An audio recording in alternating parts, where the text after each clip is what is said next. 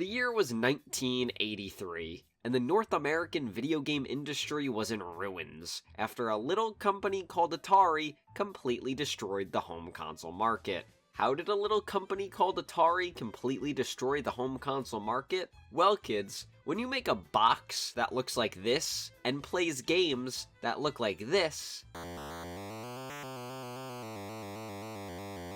you're gonna make a few stinkers. And a few of those stinkers might just lead to an entire continent of people losing faith in your product. Although tragic, this event left the market open to anyone ballsy enough to restore the video game industry in Reagan's America. A Japanese company called Nintendo was doing pretty good with their own system, the Famicom, and wanted to expand their influence into the rotting carcass of North American home consoles. So they turned the Famicom gray, called it an entertainment system, threw in a robot, put the console out in the New York City market, and by 1986, Nintendo would be dominating a new era of gaming. For the rest of the 1980s, Nintendo practically stood unopposed, as they had no real competition during the 8-bit era of gaming. Atari tried to compete with their new box, which failed and only further cemented Nintendo's control. But there was another 8-bit system that was released. A fellow Japanese console manufacturer named Sega released the Master System. And although it did leagues better than the Atari 7800, it wasn't enough to put any dent in Nintendo's monopoly over the home console market. Unless you live in Brazil, where the Master System's release is one of the most important events in that country's history. But with dominance comes complacency, and the late 80s saw a trend with new consoles being released, with games that looked better, played better, and took the 8 bits from the NES and added an additional 8 more bits. The TurboGrafx 16 would bring about this revolution, but it would be Sega that brought about this new era with the Sega Genesis. Hello people, I'm Tommy, and welcome to the 16-bit era, where we have video games that look like this,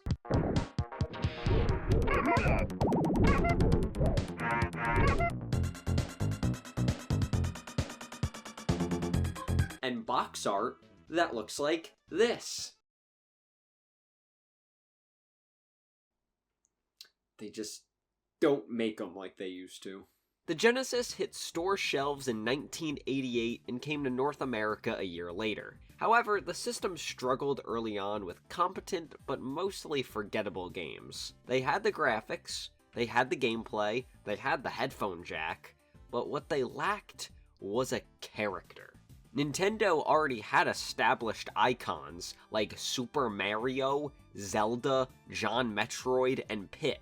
And while that whole situation was going down, Nintendo were working on a console of their very own.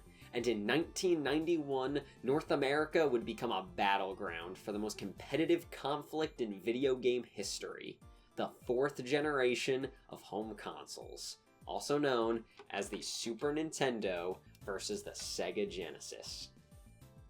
And no, your eyes do not deceive you. This really is a Sega Genesis 3. It's a smaller version of the Sega Genesis, and it actually reminds me of my incredibly small penis. Sega had been trying to find that one video game mascot that could dethrone Nintendo's Mario. Their attempts with Alex Kidd wasn't working, and Altered Beast was not lighting the world on fire. But then in the blazing heat of the 1991 summer season, a figure appeared. And he would be the answer to all of Sega's problems. He was something new, something rude, and something blue. And his name was Ogilvy Maurice Hedgehog, also known as Sonic. Sonic the Hedgehog was a hit. A slick, fast, colorful 2D platformer that got bundled with the Sega Genesis itself, which meant now these systems were going to start flying off the shelves. Sega had found what they were looking for, a character that can not only rival Mario, but maybe even surpass him. But that feeling would be put to the test in August of 1991, when we would finally get the release of the highly anticipated Super Nintendo Entertainment System. The launch of the SNES really reinforced the quality over quantity approach that Nintendo was going for this generation. The console only had 5 launch titles: Gradius 3, a scrolling shooter developed by Konami; SimCity, a port of the city-building simulator initially released on personal computers developed by Maxis; and the 3 Nintendo-developed games. Pilot Wings, a flight simulator that shows off the graphical capabilities of Mode 7, which in the simplest terms was very primitive 3D backgrounds that rotated and gave off the illusion of depth. F-Zero, a racing game that also used Mode 7 to simulate high-speed racing. And lastly, the most popular game of the 5, Super Mario World, a 2D platformer and the successor to the much-beloved Super Mario Bros. 3. And now we're here at Ground Zero. The Sega Genesis and Sonic the Hedgehog on one side, and the Super Nintendo and Super Mario World on the other. What ensued was a conflict that the video game industry had never seen before. 16-bit arcade graphics. Can't do this on Nintendo. Genesis Does. Genesis Does. Genesis Does. Genesis does. Get Joe Montana free, Pat Riley free, Buster Douglas free, Super Monaco GP free, or Collins free. What Nintendo? These two were at each other's throats, and initially Sega was on the full offensive. One of the most iconic commercials of the era being the Blast Processing ad, where Sega claimed that the Genesis had something called Blast Processing, and that this said Blast Processing is able to play Sega games while a TV is attached to the back of an F1 race car, and the Super Nintendo can't do that, so Sega wins. In reality, the Genesis did have a faster processor, and the SNES had a better everything else, so Sega really needed to shove it down consumers' throats that this was all that mattered, when it really meant fuck all. There's also Genesis Does What Nintendo Don't, showing that Sega had sports, Michael Jackson, and Columns 3, which meant that this was the system for the cool kids. And that older and cool image was just how Sega wanted to make themselves appear. Nintendo was too focused on old-fashioned values that we used to rely, and the Genesis was for the mature crowd who wanted violence and movies and sex on TV. These ad campaigns were very successful for Sega, and by 1993 they would take the lead in the North American market share over Nintendo. But as quickly as Sega rose, the cracks were already starting to show. In fact, you could say Sega's first big blunder was right after the arrival of the Super Nintendo, because Sega would release the Sega CD, a peripheral that used the CD-ROM format as opposed to the industry standard cartridges. This add-on of the future was sold for $2.99, which was quite steep since you also needed to own a Sega Genesis just to use the CD. Due to CD-ROMs holding a lot more storage compared to a cartridge, one of the biggest selling points of the CD were the full-motion video games. Sonic CD could display an animated opening. Night Trap has an entire 1980s B-movie happening that you can't ever focus on. And of course, well, this looks like a job for Woody. What?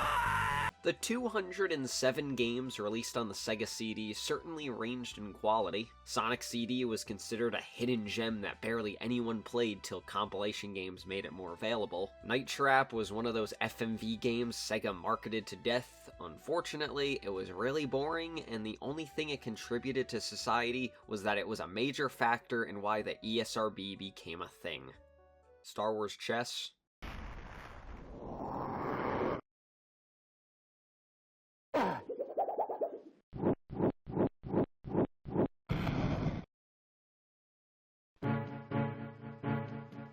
And the best game on the Sega CD, Shin Megami Tensei. Unfortunately, it was a JRPG that wasn't titled Final Fantasy or Dragon Quest, so we didn't get it here in North America. Despite its initial popularity, the CD's sales took a sharp decline, and by 1993, less than a year after it was released stateside, Sega was starting to move away from the CD. By the end of its life, it sold a little over 2 million units worldwide. Not a success, but it could have been much worse. And you know why it could have been much worse? Because it could have been the Sega 32X. What the fuck was the point of this? It's half the price of the Sega CD with only a fifth of the value. 40 games, some requiring both the 32X and CD on top of the Sega Genesis console itself. This thing coming out 6 years after the Sega Genesis originally released. It gave us the Doom Poop soundtrack, and the biggest sin of all, Knuckles Chaotix. The 32X would go on to sell 800,000 units, being an even bigger commercial failure than the Sega CD, which only further diluted and tarnished Sega's brand. So while Sega was busy doing that, what was the Super Nintendo up to? Well, for starters, the SNES didn't need any CD players or a useless piece of shit weighing it down. The only thing that's even comparable was the Super Game Boy, which let you play Game Boy games on your TV. The difference was that it costed $60, and it let you play games from a completely different system. Sure, games like Donkey Kong used the Super Game Boy for the colors and visuals, but there was never any games released that made you use the Super Game Boy. It was just a cool peripheral that let you play tiny screen games on the big screen, and it did that job really well. Other than that, the SNES simply had a better library than the Genesis. Is that an opinion? No. One system had Tetris Attack, and the other didn't. It's that simple. Okay, let's look at a hypothetical situation. Someone asks you back in the 90s, hey, did you play that new Legend of Zelda: A Link to the Past? And you have to look at them straight in the face with your Genesis having ass and say no. I played the hit game Super Hide-Lied.